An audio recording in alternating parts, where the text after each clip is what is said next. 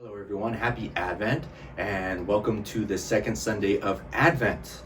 And I just want to recall that our two main themes for this season, both Advent and Christmas, and carrying us into the rest of the year, is going to be that of surrender and healing. Okay, surrender and healing. And that might be strange. It's like, okay, we got those themes going on, and but what, John the Baptist. John the Baptist seems pretty rough on the Pharisees, right? They show up to his baptisms, and what happens is when they come to him, he says, "You brood of vipers." Okay, this is very confrontational. All right, nothing's lost in translation here. This is a very in-your-face opposition sort of thing. However, and this is a side note. I don't want to take too long on it. Unlike today's Western world, when we disagree with someone, or when two people seem to be on opposite sides of the planet, it doesn't mean that they don't still care about each other, but that they can still have a legitimate agreement. Now today, it just seems like, man, you disagree with someone and they're scum, they're worse than anything, and we have today a record number of kids leaving their families because of disagreements, and they're no contact with them. That's an odd thing, and it kind of gets into what we're talking about here. John loves the Pharisees.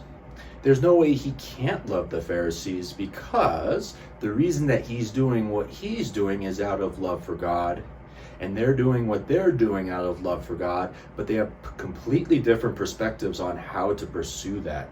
Okay. Also, with John's love and John couldn't be hating anyone either, because Jesus himself says, up to this point, there has been no greater person born of woman. Okay. So why is John calling them a brood of vipers? Well, out of love for them, he is correcting them based on the poor job that they have done leading God's people. And this is something we really got to remember, that when we're talking about surrender and healing, in order to know what we need to surrender, because sometimes we are holding on to it so tightly, we might not even know that that's what we need to surrender and then heal. We all need a John the Baptist in our life, someone who loves us so much that they are willing to step in, that they are willing to mind their neighbor's business, and that they are able to say, "You're wrong, you're messing up, you brood of vipers." Okay. And that we can have the humility to hear that and say, "Oh, because I trust you and I know you love me, I need to repent," because that's what John is telling the Pharisees, or everyone who's coming to get baptized. Repent. Okay. This is 10 times better than what we think is love today and who we think our friends are. They're always so incredibly nice to us no matter what we do. But the difference is, John is doing what he's doing so that people can go to heaven. Our friends who, in this politically correct world, could care less what happens to our souls. So in the end, who's the better friend?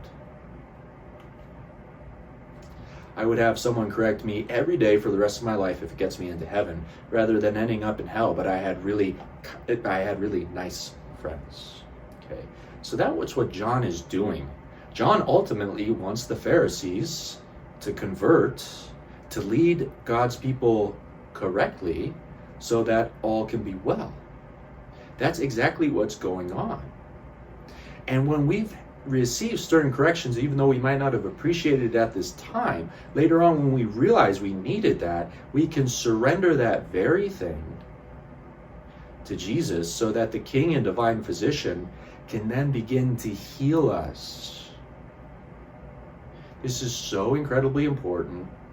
And it's almost anathema today, in today's society. That means it's excommunicated, it's out, it's damned, right? That you should tell someone else that they're messing up. Well, as Catholics, we believe in this wholeheartedly. Okay. Lord, however you need to do it, get me to repent. And I don't care if my feelings get hurt and I have to throw a temper tantrum. But in the end, let me repent of these terrible things. Let me repent in my life so that I can receive healing from Jesus. So this is our Advent theme as we're growing closer to Christmas and allowing the divine physician to heal us. If we don't already, we need to find a John the Baptist in our life who can speak truth to us even if it hurts. Let us allow God to help us identify that person and to listen to this to further surrender and be healed so that we and everyone who speaks through us may one day see him in heaven face to face.